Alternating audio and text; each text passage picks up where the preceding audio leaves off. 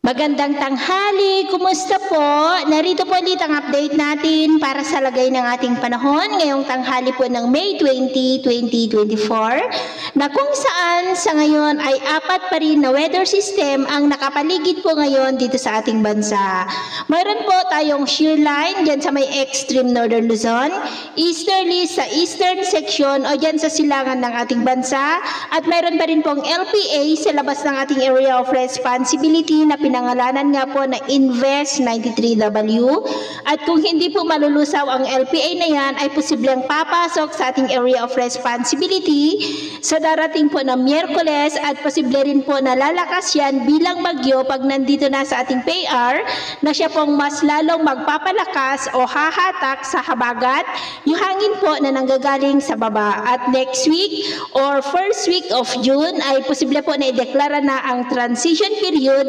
ng habagat o tag-ulan season gaya ng inyong napapansin ay may hangin na po na dumadaloy mula dyan po sa baba, dyan sa kanlurang bahagi ng ating bansa. Indikasyon po yan na malapit na tayo natutungo sa tag-ulan season at mas mataas na rin ang tsansa ng development ng mga sama ng panahon kung nasa habagat season na po tayo. At ito naman ay pinapakita ng forecast model natin pong ginagamit hanggang po sa susunod na 2 linggo. At sa lagay ng ating panahon, ngayong tanghali ay maayos ang panahon sa malaking bahagi ng ating bansa pero nagsisimula na po ang maulap na kalangitan with isolated rain sa ilang bahagi ng Cordillera, La Union, Southern Quezon, Legazpi, Catanduanes, Marinduque, Eastern Samar, Sulu Archipelago at Zamboanga del Sur. At sa susunod po na mga oras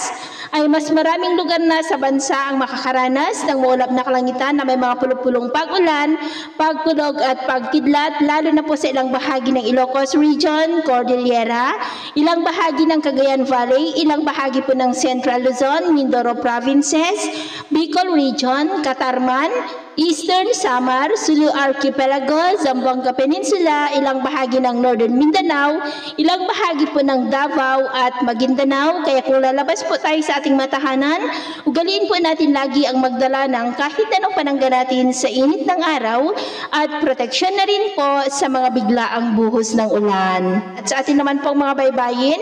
wala naman po tayong nakataas na namang gale warning signals pero iba yung pag-iingat lamang po kung papalaot tayo para po mas makaiwas sa mga sakunang pangkaragatan. So yun po ang latest update natin sa araw na ito. Ako po muli si James na nagsasabing sa kahit anong pagsubok po na darating sa ating buhay,